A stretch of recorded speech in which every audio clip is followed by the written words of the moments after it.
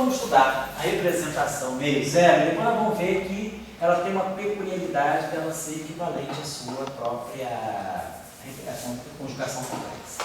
Bom, vamos lá. É uma representação de dimensão 2, porque 2j mais 1 é 2 e 2k mais 1. Então, é uma representação que tem dimensão 2. Vocês observem que nós estamos no espaço Minkowski, que é quadridimensional. Então, os vetores têm 4 dimensões. Mas a gente está trabalhando agora com objetos de 2 dimensões. Que objetos são esses? Né? Então, vamos lá. Nós estamos nessa representação. Então, o j sendo meio, certamente, as matrizes Ji, elas têm que fechar essa álgebra aqui. Então, quer dizer, as matrizes Ji são 2 por 2. Então, as matrizes Ji são 2 por 2.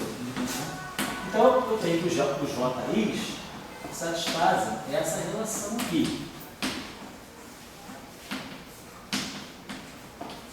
Então, a pergunta é, quais são 3 matrizes 2 por 2 que fecham essa relação?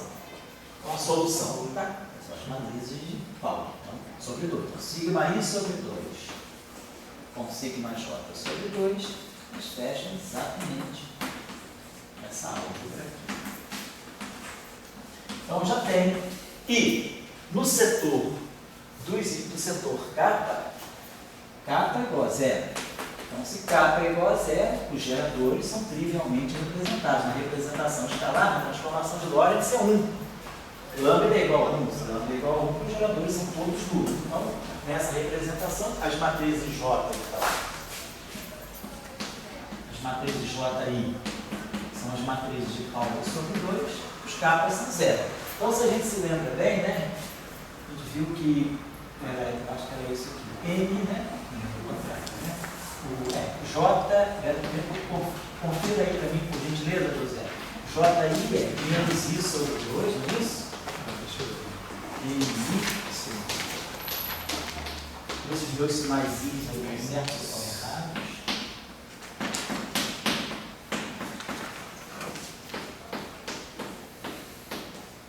Como é que está? Menos mais? Certo? Então, claro, se eu sei quem é J, eu sei quem é kappa, então isso aqui é sigma i sobre 2. Então, por exemplo, essa relação aqui, como o kappa é zero, então essa relação já está me dizendo que os boosts estão ligados às rotações desse número. O kappa é zero. Então, os geradores kappa são trivialmente representados. E o J, então se eu tenho essa relação aqui, então já fica claro. E os J são sigma sobre 2. Então, eu tenho sigma i sobre 2. Igual a menos i sobre 2. E aí, o mi é menos i mi, menos i mi, então fica menos 2 i mi. Então, cancela aqui, menos i com menos i dá menos 1. Então, isso aqui é menos, né? Aqui fica mais, né? Fica menos mi. Então, a gente já sabe quem são os geradores nessa representação. Então, eu já sei quem são os bustos e quem são as rotações. Então, vamos lá. Então, fica claro para nós que os N's, né, que são os bustos, NI é igual a menos I NI. Então, NI para nós, os geradores das rotações, nessa representação, eles são menos as matrizes de Pauli sobre 2. Menos sigma I sobre 2. E os bustos vão ficar, os bustos vão ser menos I vezes I, vai ficar I sobre 2 sigma I. Então, claro, os bustos são o sigma 0I, são o sigma 0I, e os NIs são os o meio de epsilon i j kappa sigma j kappa. Isso mesmo que a gente tinha que a gente fez isso, a gente fez essa associação sigma e j, nós associamos a epsilon i j kappa em kappa. Então, se eu inverter essa relação, se eu multiplicar isso aqui por um epsilon n i j epsilon m e j, isso aqui dá 2 vezes delta de m kappa, você vai dar 2 vezes, vai descer esse m veio para cá, então tá certo. Uma vez o sinalzinho, mas então tá certo. Então, os nossos sigma, então o nosso, então isso aqui, nosso mi é um meio, então tá, o nosso sigma, só botar aqui, o nosso sigma e j, ele é epsilon i j kappa l kappa. Mas o l kappa é menos sigma sobre 2, menos 1/2, menos 1/2 de epsilon e j kappa sigma, certo? Então, os geradores, é isso aqui. Os M's e os M's estão aqui para você. Então, hoje em todos os signos. Então, eu sei agora representar qualquer boost e qualquer rotação. Então, vamos ver. Pegar um boost ao longo, se eu fizer uma transformação. Então, quem é essa representação? Então, essas matrizes aqui então, são bidimensionais. Então, a transformação de Lorentz, ela vai ter essa estrutura aqui. Lambda, ela tem essa estrutura exponencial de I sobre 2, ômega kappa lambda, sigma kappa lambda. Como a gente usou a representação lambda para representar a matriz 4x4 no próprio espaço de Minkowski, no próprio espaço de coordenadas, vamos usar essa matriz aqui, lambda, lá era 4x4, que era a transformação de CT, X, Y, Z. Como essas matrizes agora são todas 2x2, né? Os sigmas são todas matrizes de pau de unidade, vamos chamar essa representação aqui de L, né? Lorentz, né? Bidimensional. Temos uma matrizes 2x2 que tem índice, por exemplo, alfa beta. Essa matriz aqui é uma matriz com índice alfa beta. Então, claro, sendo uma transformação de Lorentz, ela vai atuar no objeto com 2 índices, com 2 componentes. Então, vamos dizer que os vetores dessa representação eu vou representar por vetores, chamar de vetores psi-alfa, são psi-alfa, pertencentes à representação meio zero. Então, uma transformação de Lorentz vai ser psi-alfa de x, né? Por uma transformação de Lorentz, SO3, esses objetos no novo referencial, então vão ser objetos psi-alfa linha, das coordenadas x linha, e aqui eu vou ter a matriz L alfa beta, né? L alfa beta, psi beta de x. Então, essa é a transformação de Lorentz desse objeto. Então, esse objeto, depois a gente vai anotar porque left vai ficar claro, mas esse objeto é o que nós chamamos de espinores left. Nessa representação, nós vamos estar colocando os neutrinos, né? Então, é uma representação de objetos bidimensionais complexos, né? Representação 2x2 complexa, onde as matrizes do grupo de Lorentz têm essa forma com esses geradores. Então, por exemplo, se a gente fizer um boost, aqui, né? Se a gente fizer um boost, por exemplo, então a gente faz um boost ao longo do eixo do x, ao longo do eixo x, né? Como a gente costuma. Então, o boost ao longo do eixo do x, eu tenho esse parâmetro aqui, ômega 0, 1. Então, a gente sabe que a tangente hiperbólica, né? A gente sabe que a tangente hiperbólica de ômega 0, 1 é o que a gente associa com a velocidade, né? Menos, assim, uma velocidade relativa V sobre C, componente da velocidade ao longo do eixo do x. Então, essa é a relação entre o parâmetro do boost e a velocidade que descreve, né, o movimento relativo dos dois observadores inerciais. Então, essa transformação, se eu fizer um boost ao longo do eixo do x, eu só vou ter ômega 0, 1, sigma 0, 1, ômega 1, 0, sigma 1, 0. Vai aparecer 2 vezes. Então, a gente vai ver que a transformação vai ser, vou botar assim, psi' vai ser exponencial. Então, vai ficar 0, 1, 0, 1, 0, 0. Vai ficar I, ômega 0, 1, carregando esse ômega 0,1, fazer o seguinte, vamos chamar esse ômega 0,1 aqui de, sei lá, de um alfa. Pode ficar carregando. Vamos chamar de ômega 0. Então tá. Então nós temos ômega 0,1, sigma 0,1. Então, essa é a transformação de Lorentz que vai atuar nesse chamado espinor. Vamos ver o que é espinor, vamos ver depois a rotação, como é que ele reage. Então tá lá. Tá certo. Então, essa matriz aqui nós conhecemos, ômega 0,1 é I sobre 2 sigma x. Então, essa transformação ela vai ser exponencial. Tem um I aqui, tem um I sobre 2 aqui, vai ficar menos o meio. Menos ômega sobre 2, né? Menos ômega sobre 2, sigma x. Sim. Vamos fazer isso mesmo, né? I sobre 2, com esse I fica menos o meio, ômega sigma x. Agora, claro, a gente sabe elevar a matriz sigma x a todas as potências. Então, a gente vai ter essa linha, então, essa exponencial aqui, ela vai ter todas as potências pares dão a identidade, todas as potências ímpares reproduzem o sigma x. Então, no setor par, nós vamos ter tudo que é identidade, então vamos ter 1 menos ômega sobre 2. A identidade, depois a identidade. A primeira potência é o sigma. O quadrado, que vai ser ômega 2 sobre 4, né?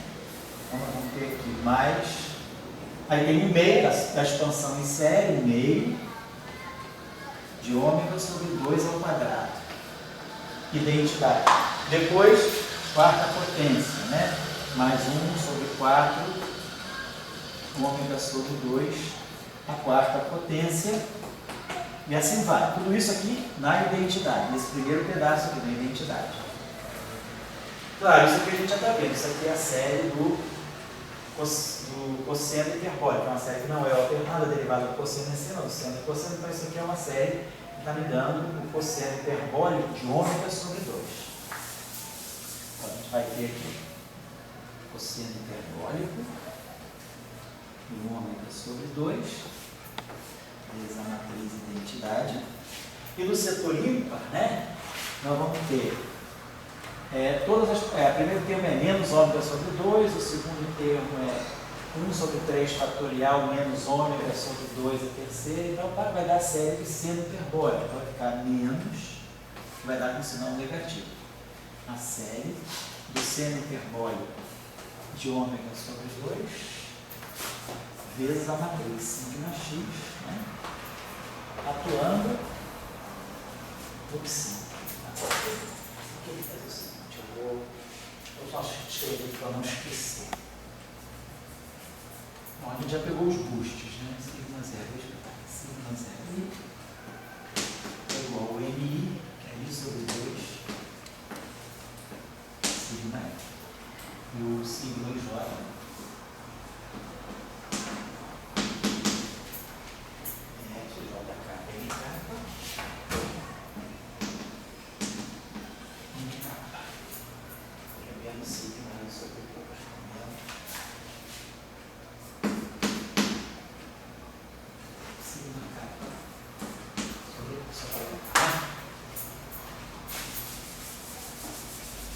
Então, se a gente fizer uma transformação de Lorentz, né, um boost ao longo do eixo do X, as componentes desse objeto aí, né, depois aí vai estar representando para nós, por exemplo, o campo do neutrino, uma função de onda do neutrino. Então, pela mudança de referencial, a transformação é essa aqui, né? Vamos ver assim.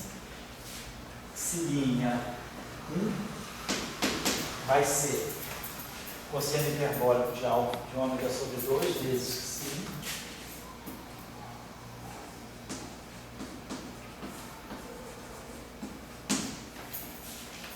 menos isso aqui fica na identidade, né? Depois o sigma x é 0 menos sigma seno hiperbólico menos seno hiperbólico de ômega sobre 2 π2. Lembrando que isso aqui é sininha do x', transformação. E aí, pseudosminha, esse objeto vai se transformar em segunda componente. Aí vai pegar menos seno hiperbólico de ômega sobre 2 na componente sigma x1 e mais cosseno hiperbólico de ômega sobre 2 e sigma. Então, tá certo. Então a gente já mais ou menos sabe, eu pode substituir aqui x', mas se eu fizer uma coisa que não tem assim, não. Vamos fazer o seguinte. Bom, aí claro, vou observar que a tangente hiperbólica de ômega é que se você colocar a velocidade relativa aqui, né? Quer dizer, a tangente hiperbólica de ômega, eu chamei ômega 0 de ômega. A tangente hiperbólica de ômega é menos v sobre c. Então, se eu sei a tangente hiperbólica, claro que eu sei o seno hiperbólico. A gente conhece o seno hiperbólico de ômega e o cosseno hiperbólico de ômega. Agora, quando a gente conhece o seno hiperbólico e o cosseno hiperbólico, a gente pode deixar o cosseno hiperbólico claro como ele é só usar aquelas relações trigonométricas, né? Cosseno hiperbólico de ômega, o cosseno hiperbólico ao quadrado ômega sobre 2 menos mais cosseno hiperbólico ao quadrado de ômega sobre 2. E o seno hiperbólico de ômega, 2, seno hiperbólico de ômega sobre 2, vezes o cosseno hiperbólico de ômega sobre 2. Então daqui, né? Quer dizer, quem sabe isso aqui, substitui, claro, cosseno hiperbólico ao quadrado, cosseno hiperbólico ao quadrado, cosseno hiperbólico ao quadrado é 1 mais seno hiperbólico ao quadrado, então eu sei que é o seno hiperbólico de ômega sobre 2 em função do cosseno hiperbólico de ômega aqui. Daqui eu tiro o seno hiperbólico e o cosseno hiperbólico são de v sobre c. E dessas relações aqui, eu tiro o que eu preciso lá, que é o seno hiperbólico e o cosseno hiperbólico dos arcos metálicos. Então, está resolvido o problema, só preciso especificar que é um exercício simples de cálculo zero. Vamos fazer agora a discussão da transformação. Vamos dar uma olhadinha nessa matriz aqui. Vamos deixar essa matriz assim dessa forma. Então, a matriz está aqui, né? Essa matriz adquiriu aquela forma que a gente já sabe. Pode botar só aqui, de forma compacta. Então, a nossa matriz que eu chamei de L, ela ficou assim: cosseno hiperbólico de ômega sobre 2, menos seno hiperbólico sobre 2, menos seno hiperbólico sobre 2, cosseno hiperbólico sobre 2. Essa é a matriz que atua nos espinores. E, obviamente, a matriz que atua nos vetores, quer dizer, nas coordenadas, a gente sabe, lambda, né? Essa matriz aqui é gama, menos gama beta, 0, 0, menos gama beta, gama, 0, 0, 0, 0, 1, 0, 0, 0. A transformação de Lorentz no espaço de coordenadas é essa aqui, e a transformação onde, claro, beta e gama estão ligados a v sobre c, como a gente sabe, e a transformação de Lorentz no setor escritorial é essa aqui. A relação é justamente essa. Tangente hiperbólica de ômega igual a menos v sobre c. Beleza. Vamos dar uma olhadinha então nessa relação agora, assim, de forma fechada, para a gente poder ver de novo a discuss'ão dos momentos angulares, né? Se eu pegar uma transformação infinitesimal, então vamos ter o seguinte aqui. Cilinha de x' igual, vou botar assim, psi de x, pegando a exponente menos ômega sobre 2. Aqui eu vou fazer o seguinte, vou botar de uma outra, vou colocar de uma forma mais compacta. Então eu estou pegando um boost muito especial. Vamos pegar então uma transformação de Lorentz, né? Nesse setor. Vamos dizer que a gente pegasse, vou pegar uma transformação de Lorentz genérica. Então, a gente, só para ter uma ideia do boost ao longo do x, a gente fez aqui. Vamos pegar agora a seguinte transformação, uma transformação geral, né? Nessa representação meio zero. Então, que seria cilinha de x' igual a exponencial de I sobre 2, ômega, vamos dizer, cata lambda, sigma cata lambda, C de x. Só que agora, diferentemente dos escalares, isso aqui era 1 no caso dos escalares, era φ' de x igual a φ de x. Toda a variação vinha só da mudança de argumento, que era dava justamente o momento angular orbital. Agora a gente tem esse setor aqui, onde essas matrizes aqui são aquelas matrizes aqui. Pode ser uma dessas ou pode ser uma dessas. Então vamos abrir isso aqui. Então isso aqui vai ficar pegando uma transformação infinitesimal, ômega, transformação infinitesimal, supondo que todos os parâmetros das transformações são V sobre C é muito menor do que 1, os ângulos de rotação muito menor do que 1. Então aqui vai ficar x'linha de x'linha, nós já sabemos o que é. É x, né? Mais x'mi mais ômega mi x'mi. Desse lado aqui, então nós vamos ter a identidade xi de x mais I sobre 2 ômega cata lambda, matrizes sigma cata lambda, atuando. Se a gente quiser colocar, a gente pode até não colocar o psi alfa aqui. Ficaria psi alfa. Essas matrizes aqui são as matrizes geradoras, elemento alfa e beta. E atuando, claro, no psi beta de x. Não estou colocando o argumento, né? Então aqui a gente já sabe, isso aqui vai ficar x'linha alfa de x mais d mais ômega mi x'mi e aqui um dmi de x'linha alfa de x. Agora não é como no caso anterior, mas lembrando que x'linha é xi mais delta, xi eu teria um infinitésimo de segunda ordem. Então, para efeito de primeira ordem, esse x'linha já é o xi por causa desse termo aqui, que é um infinitésimo. E aí, aqui desse lado, eu tenho xi, então vou botar para cá, vai ficar delta do xi alfa. Então, a variação, né? Então, vamos ter delta do xi alfa, vai ser igual, se transita para lá com sinal menos, mas a novidade é esse termo aqui. Mais I sobre 2, ômega cata lambda, sigma cata lambda, alfa beta, psi beta. Vamos fazer o seguinte, aqui tá só para organizar, vamos botar esse mi em cima e esse mi aqui embaixo. Então aí lembrando também, então, você troca, fica mais, e aí eu boto mi. E aí eu vou botar mi, eu boto mi aqui. Nossa, o operador, de novo, o momento angular orbital, já está pintando aqui. Então essa parte é universal. Agora a parte nova, vamos chamar isso aqui de mi. Isso aqui de mi. Então nós podemos colocar esse ômega mi em evidência.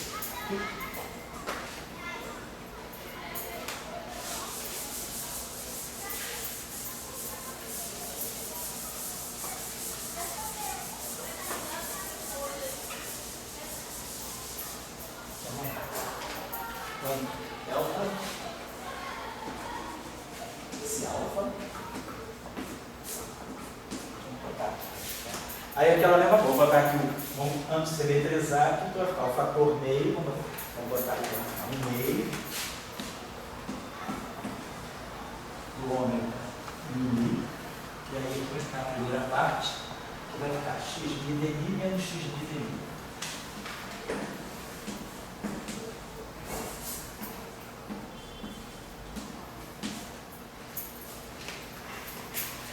E aqui eu vou botar um delta alfa beta.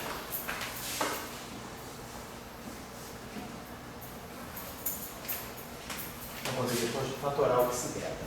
E aqui ficou mais I sobre 2, o meio de fatorou, então ficou mais I, o ômega mi está fatorado, mais I, sigma I,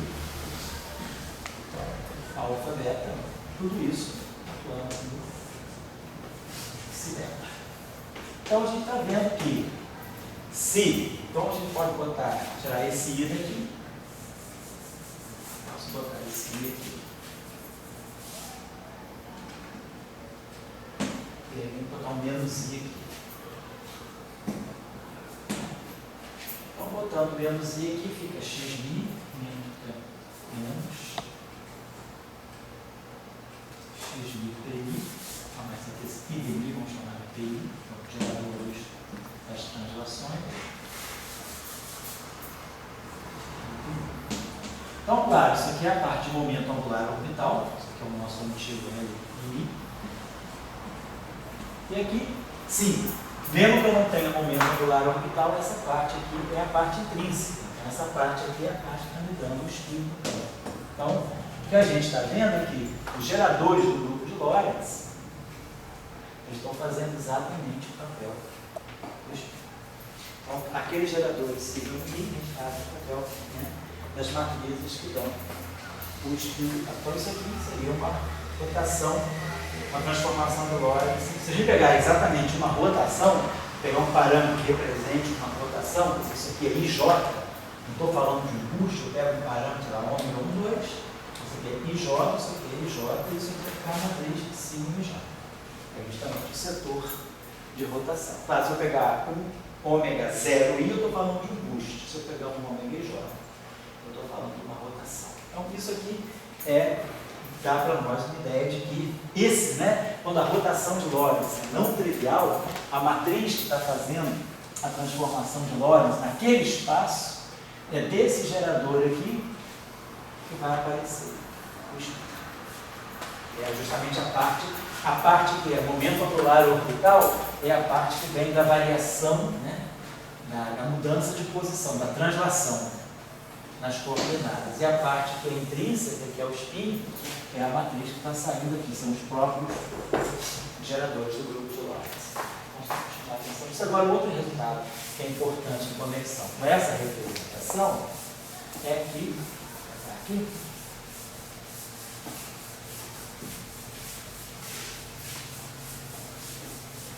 a pergunta é, né, será que essa representação, né, bom, vou deixar essa resposta, vou fazer essa pergunta depois, que eu acho que fica mais contextualizada. Se a gente fizer o complexo conjugado dessa representação, a gente fala disso depois. Vamos fazer o seguinte, então a gente entendeu como é que funciona a representação meio zero. Então, por exemplo, se eu pegar a representação meio zero e fizer o produto tensorial pela própria representação meio zero, então nós já sabemos o que isso vai dar. Meio com meio, pode dar zero e pode dar 1. Então eu vou ter 0 com 0 dá sempre 0. Então, esse produto tensorial, você vai pôr 1, 0, 0, direto 1, 0. Então, essa representação aqui tem dimensão 2, essa representação tem dimensão 2, então desse lado aqui eu tenho uma dimensão 4. Esse objeto aqui tem dimensão 1, e esse aqui tem dimensão 3 vezes 1. Então, 4 é igual a 1 mais 3. Isso está significando que se eu pegar, por exemplo, um psi alfa e fizer o produto tensorial por um Ki beta, vamos chamar um zeta beta, isso aqui está me dando um objeto T alfa beta. T alfa beta é uma matriz 2 por 2. A matriz 2 por 2, ela pode ser sempre decomposta numa matriz simétrica, 2 por 2, mais uma matriz antissimétrica, 2 por 2. Toda matriz antissimétrica 2 por 2, ela só tem um elemento. Ela é proporcional àquele epsilon alfa beta. Essa matriz aqui nada mais é do que o epsilon alfa beta vezes um escalar φ. Isso aqui. Toda matriz antissimétrica 2 por 2, ela vai ter que ter essa estrutura. Então, tem um tensor de Leibniz bidimensional. Então, esse objeto aqui é um tensor simétrico antissimétrico de rango 2. Esse tensor aqui é um objeto simétrico, né? Então, esse objeto aqui tem 3 componentes. Ele é simétrico em alfa beta. Então, do ponto de vista espinorial, ele é simétrico em alfa. Depois nós vamos ver, do ponto de vista espaço-temporal, quer dizer, os índices que estão aqui são os índices espinoriais. Aí eu vou ter, como é que eu posso converter índice espinorial em índice espaço-temporal? Vamos ver aqui um pouco. Nós estamos vendo aqui o seguinte, né? Essas matrizes de Pauli que estão aqui, naturalmente nessa representação, elas estão, essas matrizes aí, elas estão fazendo uma, esse produto que está aqui, deixa eu pensar aqui, vamos fazer isso aqui da seguinte maneira, deixa eu apagar isso. Isso aqui eu já posso apagar? Estamos demais? É o seguinte. Então essas matrizes aqui do grupo de Lorentz, né? As matrizes de Pauli, nessa versão aqui, elas carregam dois índices espinoriais, porque elas estão fazendo a rotação, elas estão pegando uma xilínea alfa e expressando em função de um xilínea beta, de um xi-beta. Então elas estão fazendo uma conexão, elas têm essa estrutura de índice, né? Essas matrizes aqui, sigma i, né? As matrizes de Pauli, elas estão relacionando o índice alfa com o índice beta. Então, elas estão fazendo essa ponte aí, né? Então, essa matriz aqui é antissimétrica, simétrica em alfa beta. Vamos dar uma olhadinha aqui, só uma coisinha, deixa eu ver se a gente pode fazer já uma exploraçãozinha aqui. Seria, a gente sabe toda a matriz 2x2 pode ser expandida em função da identidade das matrizes de Pauli, né? Certo? O setor simétrico, do setor antissimétrico, já está dando o epsilon. Isso vai ser da maneira que a gente está fazendo aqui, né? Quer dizer, essas matrizes de Pauli são as matrizes espaciais. Vamos deixar essa discussão para depois. Eu vou querer fazer com vocês, né, como a gente pode converter.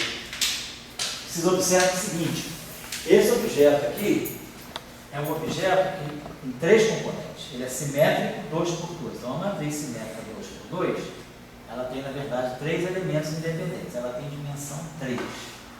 Agora, se uma matriz é simétrica, se ela tem três objetos, elementos independentes, a minha pergunta é: o que é que no espaço de Minkowski pode ter três componentes independentes? A gente sabe, o escalar só tem uma componente, o vetor só tem uma componente, quatro componentes, um índice só. Agora, se eu pegar um tensor antissimétrico no espaço de Minkowski, um tensor antissimétrico tem 6 componentes no espaço de Minkowski.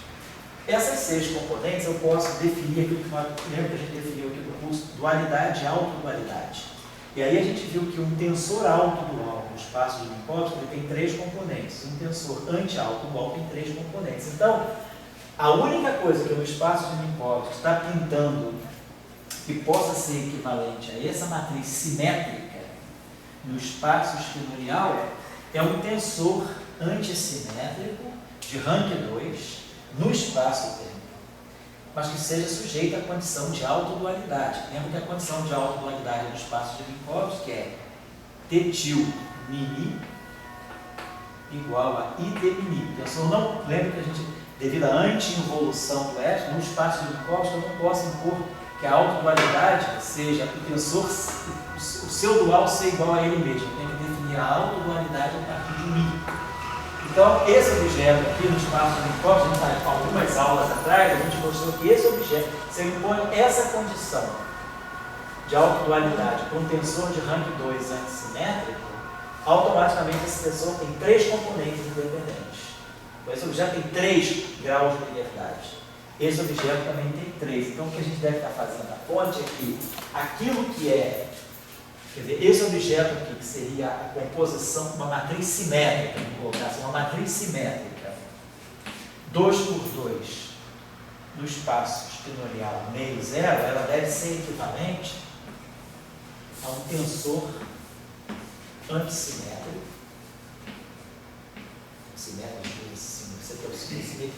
antissimétrico no espaço-tempo, mas sujeito à condição de autodualidade. Esse tensor deve ser tal que o dual dele seja I vezes E. Então, esse cara tem 3 componentes independentes, esse tem 3 componentes independentes. Então, aquilo que no espaço estilorial pode estar aparecendo sobre a forma de uma matriz simétrica 2 por 2, no espaço-tempo, ele deve estar correspondendo a uma matriz antissimétrica, a um tensor antissimétrico, porém alto no alto. E aí a gente vai pensando, como é que eu posso fazer a passagem daqui para cá? Como é que eu posso transformar esse par de índices alfa e beta nesse par de índices antissimétrico do espaço uniforme? Essa é a pergunta. Como é que eu posso fazer esse dicionário? Transformar grandezas alfa e beta no espaço estilorial em grandezas espaço-temporais. A gente tem que ver que, no fundo, o que eu estou querendo levar em conta para vocês é que tudo aquilo que vai acontecendo no espaço estilorial, ele vai tendo uma réplica no espaço-tempo. O que eu estou querendo dizer é que, quando eu pego 2 espelores da representação meio zero e componho, faço um bilinear, faço um produto tensorial deles, eu gero alguma coisa que é um escalar e gero alguma coisa que é um tensor. Verdade?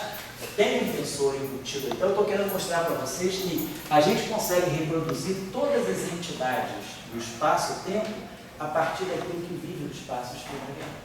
Estou mostrando que os estilores são as grandezas mais fundamentais. Quer dizer, a partir de 2 estilores, eu posso construir um escalar.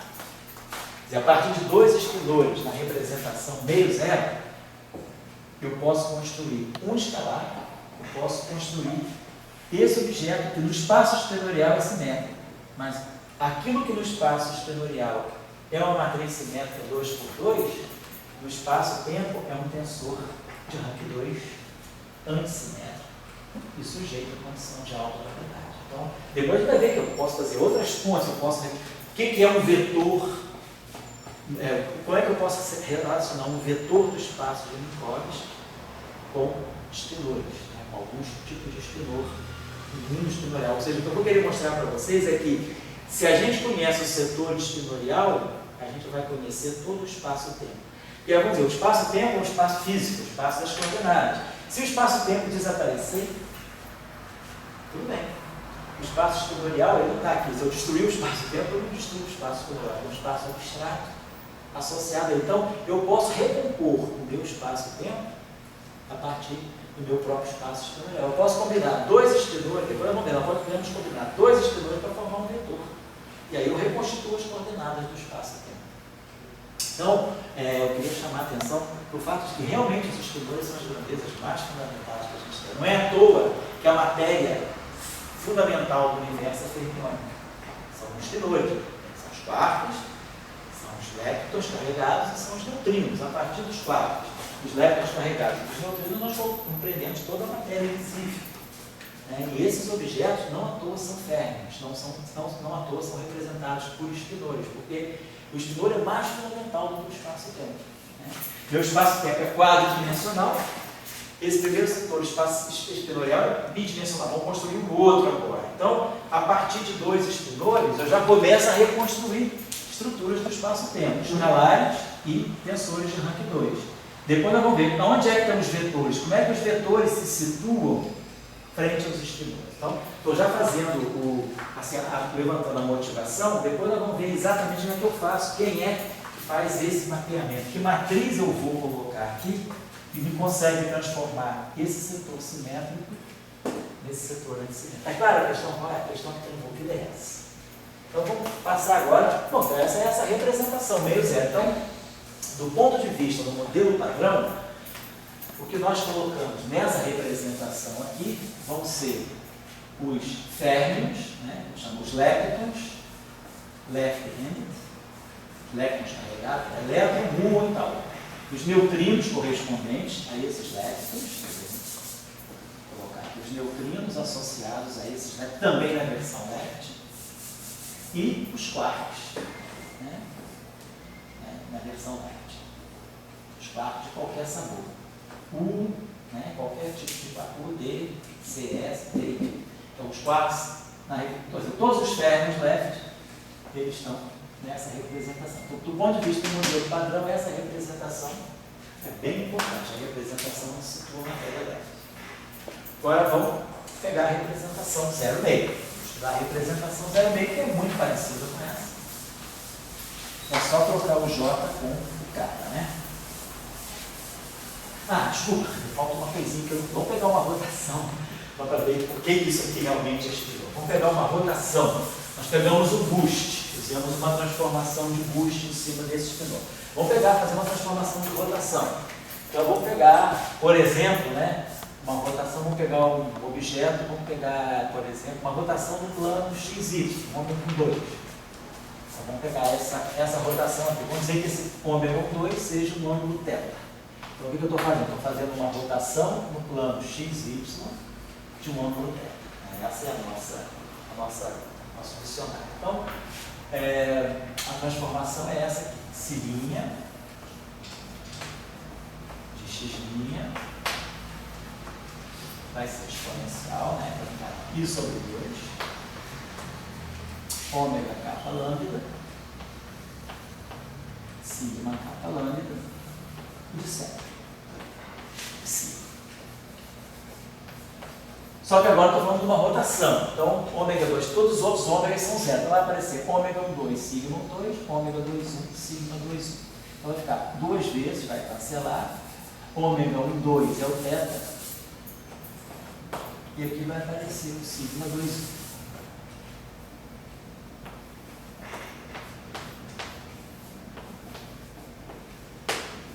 1. E o sigma 2, 1 é menos epsilon 2, 1, 3, sigma 3 sobre 2. Então, sigma 2, 1 é menos, né? Então, menos π sobre 2, né? Menos, né? Epsilon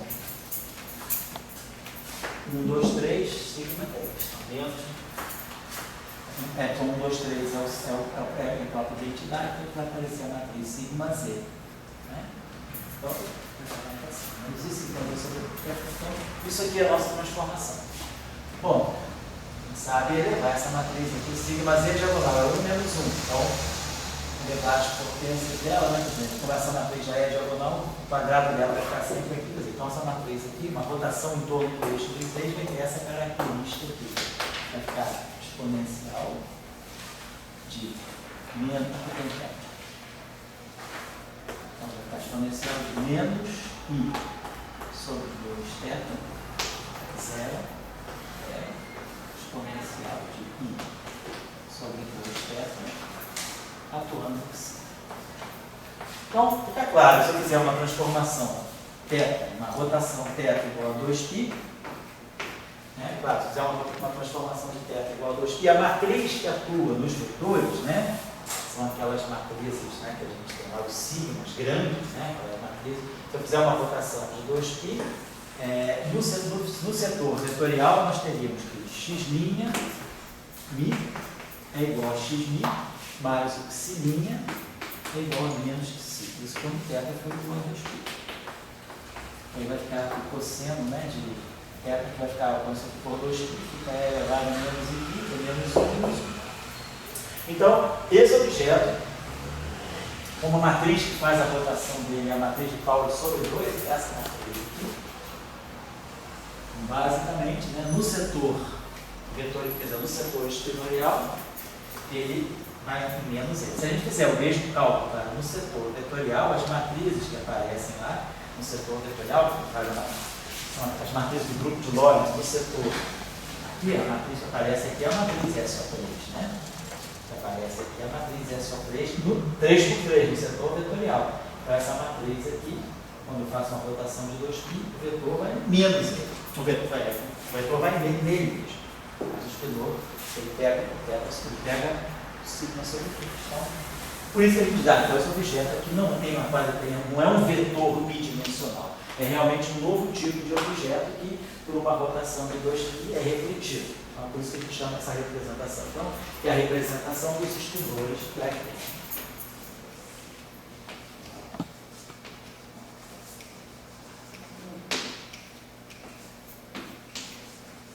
Depois a handedness, a quiralidade, a gente vai associar quando a gente estudar as matrizes dela. Por enquanto, é um nome. São espinores da primeira categoria. Agora vamos estudar os espinhores da segunda categoria.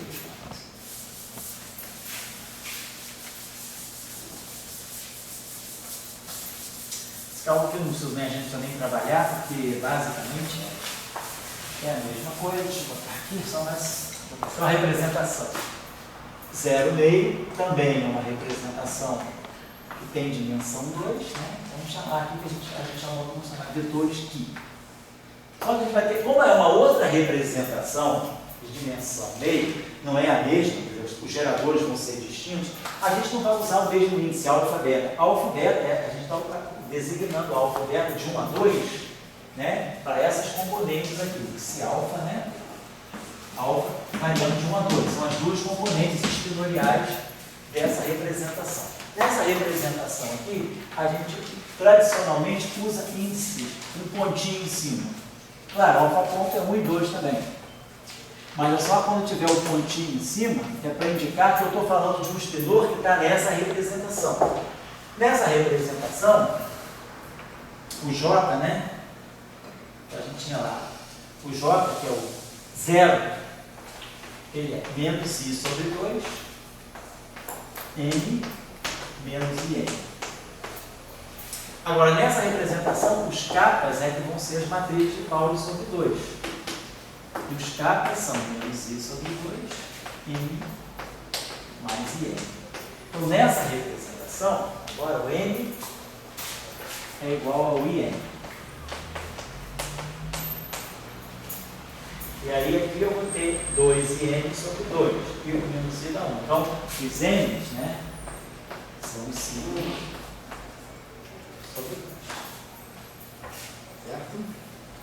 Os I se cancelam mesmo, né? Que aqui fica 2I, o 2 cancela por 2, o N menos I dá 1, então o N fica o sigma sobre 2, né? Que aqui, vamos só ver, vamos relacionar. Então, quer dizer, quem sabe o N, né? Então, nessa representação, vou apagar isso aqui. Então, nessa representação, sigma 0I, que é o NI, é o IN, então é I sigma sobre 2.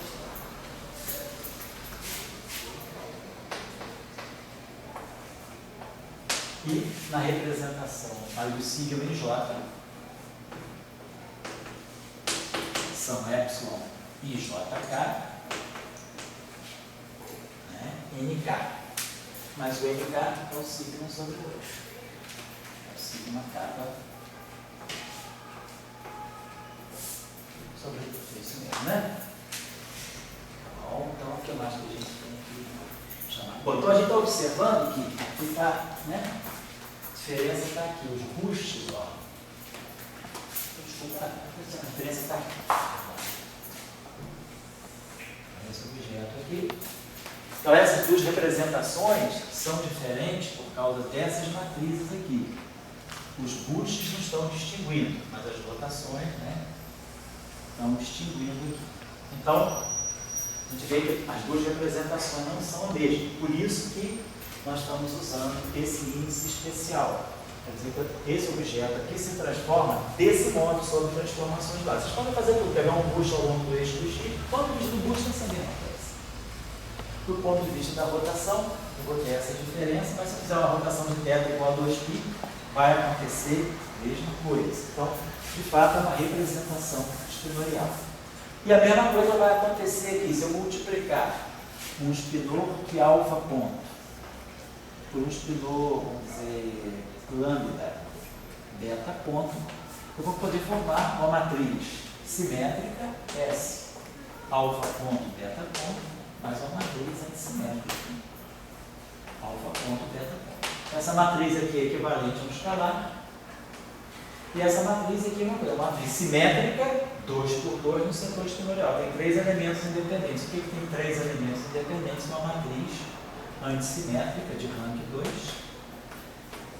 A outra é autodual, então essa aqui vai ser anti-autodual. Então a gente consegue também depois fazer a leitura dos dois espaços. Então eu vou retornar, vou deixar essa representação. A única coisa que a gente vai fazer agora é a ligação entre essas duas representações. Aqui só chamar a atenção Então, nessa representação, que é a representação em que a gente coloca os chamados fermions right, então aqui a gente vai colocar os leptons carregados right. Agora, os neutrinos são left, então os antineutrinos, os leptons carregados right, e vamos colocar os quarks right. Então a matéria right, ela está colocada aqui.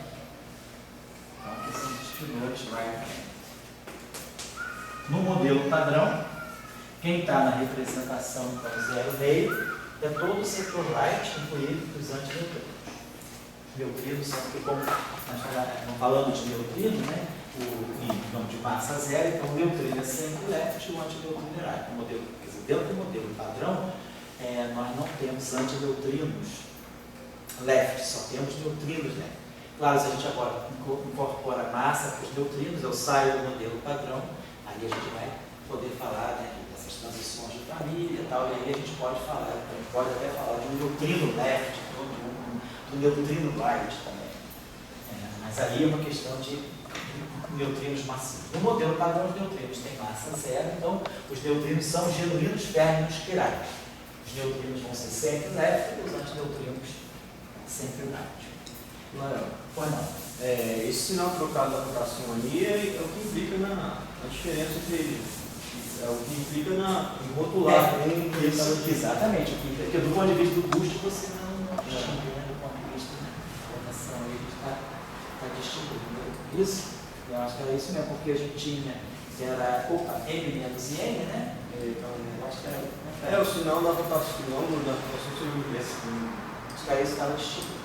Porque, só para colocar aqui um instantinho só, quando a gente fez a ponte, né, das duas, a gente tinha aqui o J, não é isso? O J, não, a gente, exatamente, o J menos I sobre 2, N menos N, isso?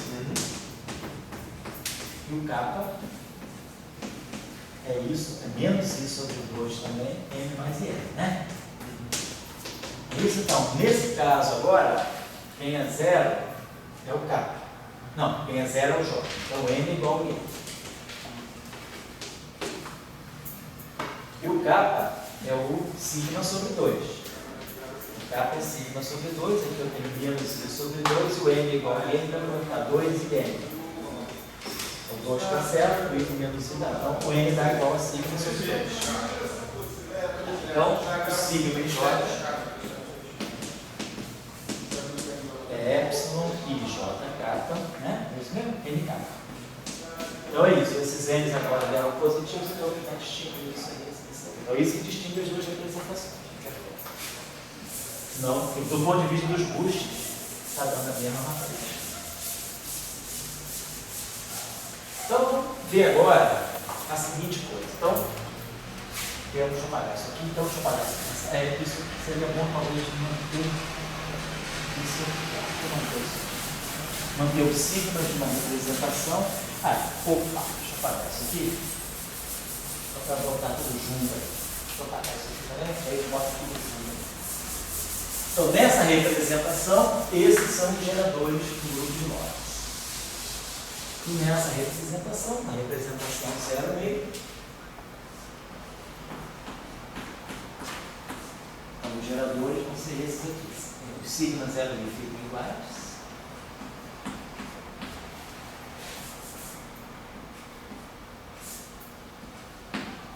O sigma e o sigma de J. São F e epsilon de J kappa.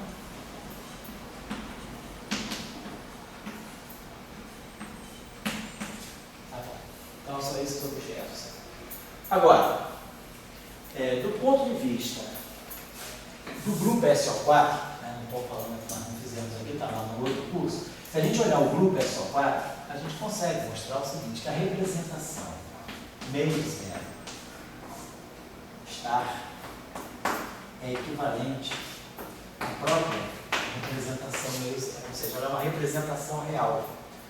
O que é interessante no caso do grupo de Lorentz, SO3, que essa relação muda drasticamente. Vamos ver isso aqui. Quando a gente pega o grupo de Lorentz, se Se eu pegar essa representação, tirar o complexo conjugado, o que significa em teoria de grupos? O complexo conjugado de uma representação. O complexo conjugado da representação meio zero é a representação zero meio. Então isso é uma coisa bem importante no espaço do Minkowski, porque se eu pego o complexo conjugado, eu estou mudando a carga, do ponto de vista da transformação em 1. Então, esse objeto aqui deve ter carga oposta a esse. Então, esse objeto deve ser antipartícula desse. Então, se esse cara aqui, por exemplo, é left, a antipartícula do left deve ser um objeto do right. Vai acontecer lá. No caso do espaço euclidiano, não. O meio zero star é o próprio meio zero. Então, é como se a partícula, na representação meio zero, ela já fosse autoconjugada. Então, isso aí é um problema. Quer dizer, ela tem que ser neutra. Porque se ela é real, então se isso aqui fosse equivalente a meio zero, então é como se eu tivesse um objeto real. Então, vamos dar uma olhadinha nisso, como é que isso funciona. Deixa eu ver aqui uma coisinha só. Aqui. Bom, vamos deixar esse quadro aqui.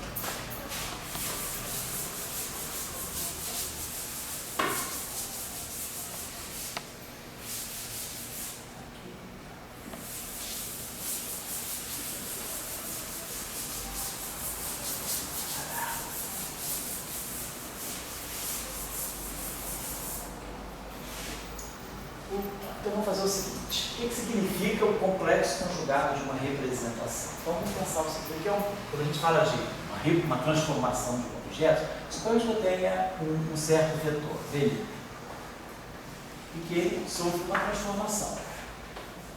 Então tem essa matriz T está representando alguma transformação de um grupo em cima de uma representação. Você vê, não precisa ser um vetor, mas um objeto que se transforma. Vamos dizer que esse objeto tem a seguinte estrutura. Esse objeto aqui, T seria exponencial do I, geradores, quer dizer, parâmetros, geradores, e atuando em matriz geradora. No caso do espaço Minkowski, que é μi, sigma, I. No caso das rotações, pode ser em 3 dimensões, é θ, I, sigma, I, não importa. A gente tem um conjunto de parâmetros e um conjunto de geradores. Se eu pegar o complexo conjugado, não é o hermitiano conjugado, não, é o complexo conjugado complexo. Dessa relação, tirar o estar, não estou pegando transposição, não. Isso aqui vai ficar menos I, os parâmetros das transformações são reais, são ângulos, são velocidades. Essa matriz aqui fica GA estar, é o conjugado complexo de cada elemento da matriz, e aqui fica V estar. Porém, se eu estiver falando de matrizes, né, de objetos hermitianos, se eu tiver matrizes hermitianas, né, GA igual a GA, então, a gente, se eu estiver falando desse, se a matriz for hermitianas, então se eu tirar o complexo conjugado dessa relação, eu vou ter que o GA transposto é igual ao GA estar. Então, quando se fala de representações unitárias com geradores hermitianos, o complexo conjugado dos geradores vão ser, na verdade, os transpostos.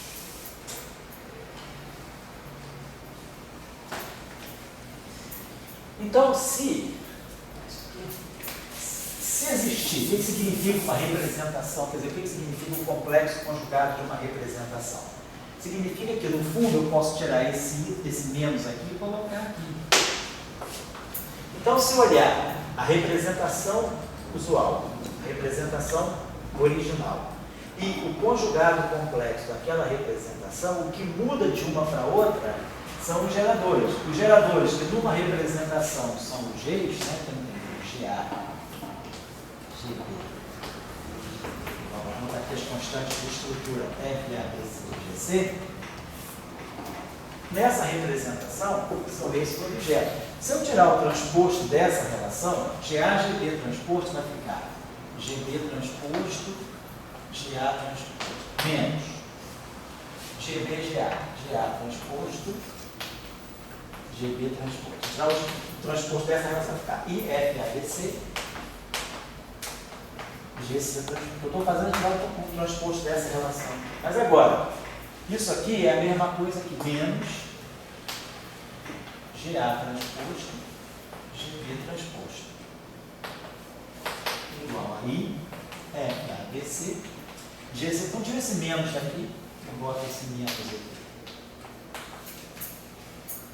Agora, se eu multiplicar esse cara por menos, nada acontece. Então, o que a gente observa é que, se um conjunto de geradores satisfaz a essa relação, que é a relação que define uma certa álgebra de Lie, não os transpostos, mas menos o transposto do gerador fecha a mesma relação. Igual a IF. Então, nessa representação aqui, na representação complexo conjugada, tudo se passa como se os geradores, dessa representação para essa representação, o que acontece é que os geradores são substituídos pelos geradores menos geradores.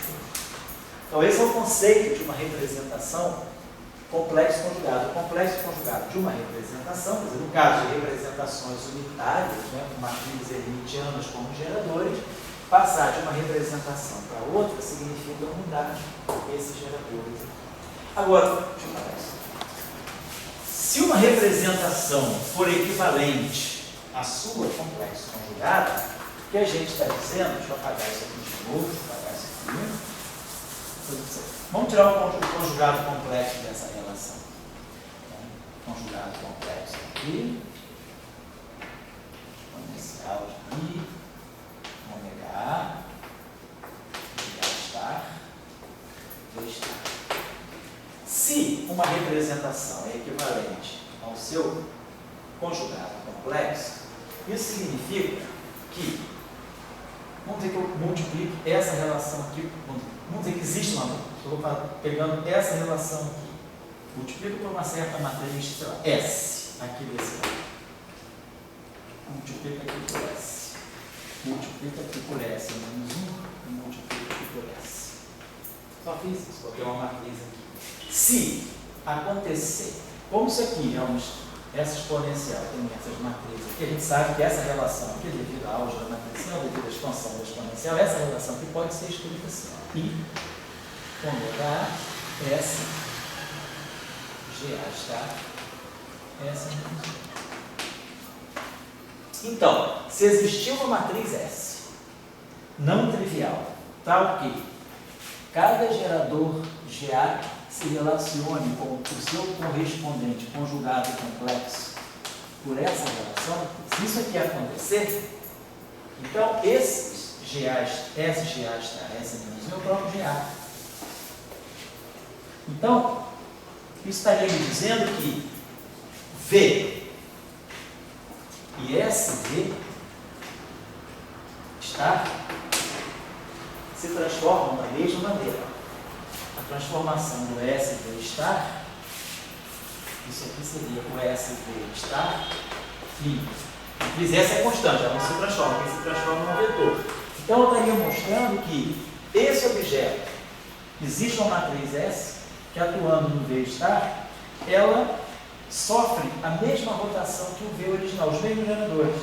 Então esse é o conceito de uma representação real, uma representação dita real, quando ela é equivalente à sua complexo conjugado, ou seja, quando existe, a gente conhece todos os geradores, a gente vai procurar se existe uma matriz S que para cada gerador ela faz essa ponte. Então esse é o conceito que é o conceito de uma representação, o que é uma representação complexo conjugada e o que é o conceito de uma representação autoconjugada. Ela é equivalente ao seu complexo conjugado. Mas quando a gente quer mostrar que duas representações são equivalentes, a gente escreve uma representação, escreve a outra e vê se existe uma matriz que faça eu passar de uma para outra. O que eu estou levando isso aqui seria o seguinte: suponhamos quem é a transformação de Lorentz na representação meio zero. Então eu teria o seguinte: essa representação aqui, eu teria que o gerador do grupo de Lorentz é isso aqui. Nessa representação leve, vamos dizer, isso aqui é exponencial de I sobre 2, ômega capa lambda, sigma capa lambda, vamos colocar assim, meio zero, para indicar que são os sigma capa lambda, aquela representação, são aqueles caras aqui. E, se eu fizer a mesma transformação de Lorentz com os mesmos parâmetros, nesse setor aqui, a minha transformação vai ter a mesma estrutura. I sobre 2, os mesmíssimos parâmetros, eu estou fazendo a mesma transformação, mas mudo os geradores. Os parâmetros, se eu fizer uma rotação em torno do eixo dos eixos, então aqui vai ter o ômega 2, aqui vai ter o ômega 2. Se eu fizer um boost ao longo do eixo dos y, aqui vai ser o ômega 0,2 e aqui vai ser o ômega 0,2. Então, o que caracteriza, né, a particular transformação que eu estou fazendo são os parâmetros. Aquela mesma transformação vai ser lida de forma diferente nos dois espaços, porque os geradores é que mudam de um espaço para o outro. Então eu vou ter sigma kappa lambda, mas não a mesma matriz sigma kappa lambda, eu vou ter a matriz sigma 0,5 kappa lambda. Então isso aqui é a representação, é uma transformação de Lorentz vista na representação meio zero, e isso aqui seria a mesma transformação, se os parâmetros são os mesmos, é a mesma transformação vista no outro, na outra representação 0,5. O que muda daqui para cá é a existência desses geradores, né? Então deixa eu apagar isso aqui. Então, se uma representação é agora, e se eu pegar, por exemplo, o complexo conjugado dessa representação, se eu pegar, por exemplo, o complexo conjugado do L estar, vou pegar meio zero estar, então eu vou estar fazendo isso aqui, a exponencial de menos I sobre 2, ômega kappa lambda, sigma kappa lambda, meio zero, são esses geradores aqui, estar. Estou pegando o complexo conjugado. Então, vou pegar o conjugado complexo, eu simplesmente vou exponenciar, vou menos I aqui, e essas matrizes todas aqui vão ter que ser pegas, né, em termos dos seus conjugados complexos. Agora, quem são esses geradores? Então a pergunta é, se essa representação ela é equivalente a sua complexo conjugado, se meio zero é equivalente a meio zero estático, se isso aqui acontece, então eu vou encontrar matrizes S que façam esse trabalho para mim. Sigma meio zero kappa lambda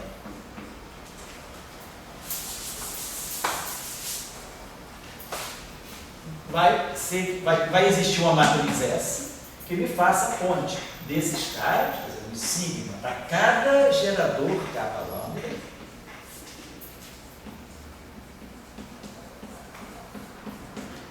eu vou ter que achar, deve existir uma matriz que me diz que para cada gerador eu consigo mostrar que eu posso passar desse gerador para esse. Por exemplo, só para a gente ter uma ideia, vamos lembrar do caso do SO3, porque no caso do SO2, isso acontece. Deixa eu apagar isso aqui, vamos fazer esse exercício, que isso é importante.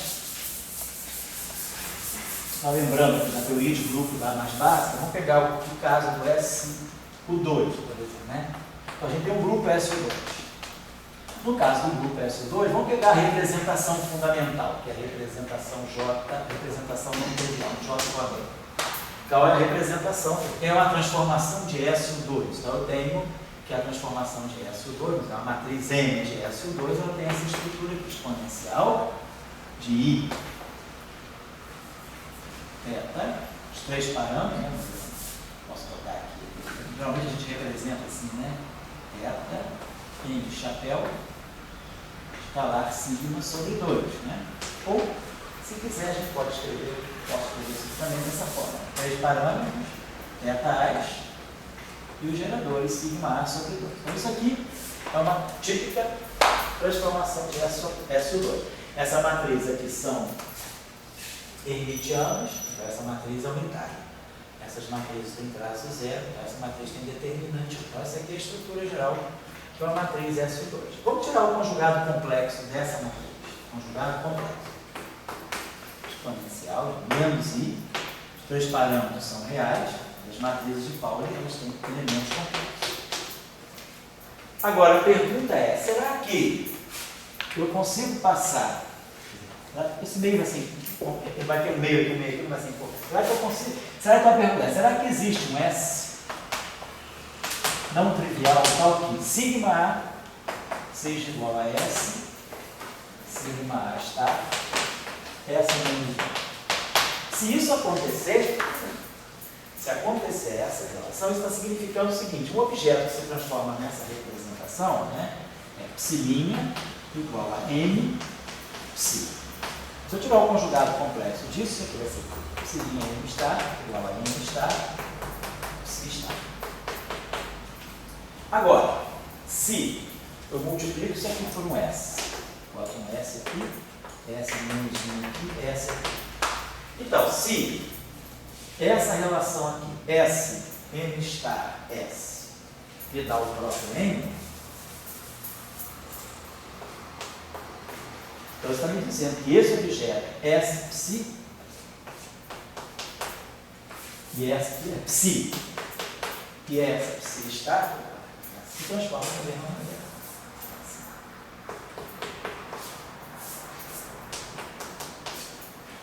Então, se essa relação acontecer, isso aqui está acontecendo. Então, psi e S psi star se transformam para a mesmíssima matriz. Então, eles são a mesma representação. Então, a representação meio zero, a representação meio de S2, seria equivalente a meio. Então, isso, visto para a matriz S, significa que para os geradores tem que acontecer isso. Se eu passar aqui, né, daqui para cá, eu estou dizendo, opa, eu vou estar dizendo isso aqui, deve ter o sinal, né? Estou dizendo isso, estou passando de S, eu teria isso, e aqui teria menos I. Então, eu vou colocar S menos sigma star, S menos 1, que seria igual a sigma. Então, vamos ver isso aqui. Se a gente pegar a matriz sigma x, a matriz sigma x é real. Então, sigma x star é igual a sigma x. Esse S menos 1 eu posso botar sempre aqui. Então, para a matriz sigma x, eu teria aqui sigma x vezes S menos S sigma x. Para a matriz sigma y, a matriz sigma y é puramente imaginária, então o estar dela é menos ela. Então eu teria sigma y S é igual a S sigma y. E a matriz sigma z é real. Então, sigma z S é igual a menos S sigma z. É claro, uma matriz que anticomuta com sigma x, anticomuta com sigma z e comuta com sigma y, mas a solução desse problema não é trivial. É essa, qualquer coisa vezes sigma y. Não importa. Então, existe uma matriz não trivial que me mostra que eu consigo passar dos geradores sigma A para os geradores menos sigma A star. Eu fiz isso, quando eu faço uma representação conjugada complexa, eu consigo botar assim aqui. Então, eu consigo passar desses geradores para esses geradores através de uma transformação unitária, que é sigma y é uma matriz unitária, né? Não trivial. Então, tá lá. Então, essa representação, então, do ponto de vista do SO2, a representação meio star é equivalente à representação. Então, eu mostrei que essa representação é real. É uma representação que ela é autoconjugada. Isso é fundamental no modelo padrão. Na teoria eletrofraca, a gente vai usar esse resultado abundantemente para poder dar massa para o quarto D. Porque se na teoria eletrofraca isso não acontecesse, eu só teria um quarto massivo, o outro não seria massivo.